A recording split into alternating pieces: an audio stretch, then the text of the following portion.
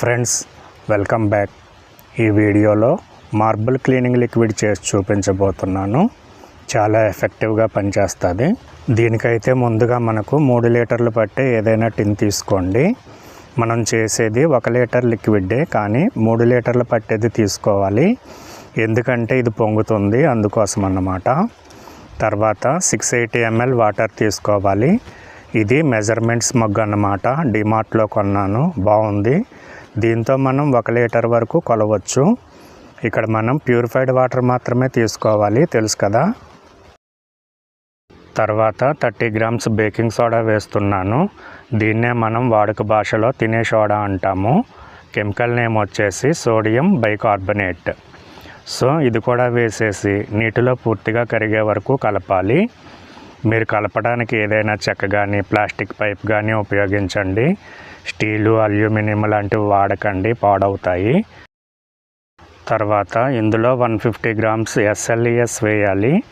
ఇది ఫోమ్ బూస్టర్గా పనిచేస్తుంది. చిక్కగా ఉండటం వల్ల లేటుగా పడుతుంది. ఈ కెమికల్స్ అన్నీ మీకు కెమికల్ షాప్స్లో దొరుకుతాయి, తెచ్చుకోండి. ప్రతి ఊర్లోనూ కెమికల్ షాప్ అనేది ఖచ్చితంగా ఒకటి ఉంటుంది. అది ఎక్కడ అనేది మీరు నెట్లో సెర్చ్ చేసి చూడండి, తెలుస్తుంది. సో ఈ SLES కూడా నీటిలో పూర్తిగా కరిగే వరకు కలపాలి. ఇక్కడ మనం కొన్ని కెమికల్స్ని mlలో కొలవవలసి ఉంటుంది. కాబట్టి ఇక్కడ నేను మెజర్మెంట్స్ ఉన్న ఒక ఖాళీ బాటిల్ అయితే తీసుకుంటున్నాను. మీ దగ్గర మెజర్మెంట్ కప్స్ ఉంటే అవైనా వాడచ్చు. ఇప్పుడు మనం వేస్తున్నది హైడ్రోజన్ పెరాక్సైడ్ అన్నమాట. 50 ml తీసుకోవాలి. ఈ కెమికల్స్ మీకు షాప్స్లో 20 ml 50 ml అలా అడిగితే ఎవరండి, కేజీలు లీటర్లు లెక్కనిస్తారు. రిక్వెస్ట్ చేసి 1/2 లీటరు లేదా 1/2 లీటరు అలా అడిగి తెచ్చుకోండి అవసరాన్ని బట్టి. సో ఇది కూడా వేసిన తర్వాత మంచిగా కలపాలి. కెమికల్స్ కలిపేప్పుడు తగిన జాగ్రత్తలు తీసుకుని మాత్రమే కలపండి.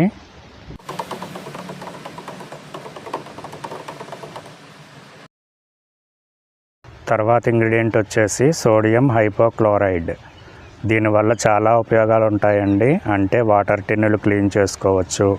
అట్లాగే బకెట్ లోపల నాచు పట్టేస్తూ ఉంటుంది కదా, దాన్ని కూడా చాలా ఈజీగా దీంతో క్లీన్ చేయొచ్చు. వేస్తే చాలు, క్లీన్ అయిపోతుంది, అస్సలు రుద్దక్కర్లొద్దు. సో ఇది ఒక 70 ml వేస్తున్నాను. మంచి క్లీనింగ్ ఏజెంట్గా పనిచేస్తుంది. వేసి నెమ్మదిగా బాగా కలపండి. సోడియం హైపోక్లోరైడ్తో వాటర్ టిన్నులు క్లీన్ చేయొచ్చు అని చెప్పాను కదా, అది ఎలా అంటే 1/4 కప్పు హైపోక్లోరైడ్ ఖాళీ వాటర్ టిన్నులో వేసి అంతా స్ప్రెడ్ అయ్యే విధంగా టిన్నుని గుండ్రంగాను పైకి కిందకి అలా తిప్పి మొత్తం అంతా స్ప్రెడ్ చేయాలి. స్ప్రెడ్ అయిన తర్వాత ఒక 5 నిమిషాలు అలా ఉంచి తర్వాత 3-4 సార్లు వాటర్తో బాగా కడగాలి. ఈ టిప్ మీరు ట్రై చేసి చూడండి, ఆశ్చర్యపోతారు. ఇంకా మన లాస్ట్ ఇంగ్రీడియంట్ వచ్చేసి సాల్ట్. ఇది మనం ఇంట్లో వాడే సాధారణ ఉప్పే. 16 గ్రామ్స్ తీసుకోవాలి. SLES వేసాం కదా, సాల్ట్ వేస్తే ద్రావణం చిక్కగా వస్తుంది. మీరు ఎప్పుడైనా సరే SLES ఉపయోగించిన తర్వాత ద్రావణం అనేది పలచగా అనిపిస్తే కొంచెం సాల్ట్ వేయండి, చిక్కబడుతుంది. మన మార్బుల్ క్లీనర్ అయితే రెడీ అయిపోయింది. ఒక 7 to 10 అవర్స్ అట్లా వదిలేస్తే ఈ ఫోమ్ అది పోయి మంచిగా వస్తుంది. అప్పుడు మనం స్టోర్ చేసుకుని యూజ్ చేసుకోవచ్చు. చూడండి, ఇక్కడ మీకు 10 అవర్స్ తర్వాత చూపిస్తున్నాను. ఫోమ్ అది పోయి మంచిగా వచ్చింది. ఇప్పుడు మనం యూజ్ చేసుకోవచ్చు. ఎట్లా అనేది కూడా మీకు చూపిస్తాను, చూడండి. సో బాటిల్ మీద ఇలా పేరు రాసి పెట్టుకుంటే మీకు కన్ఫ్యూజ్ అనేది ఉండదు.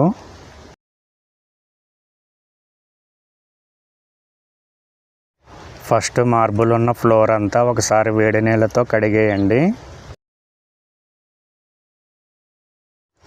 తర్వాత మనం తయారు చేసుకున్న లిక్విడ్ని అక్కడక్కడ కొద్దిగా వేసి మొత్తం ఫ్లోర్ అంతా స్ప్రెడ్ చేయండి.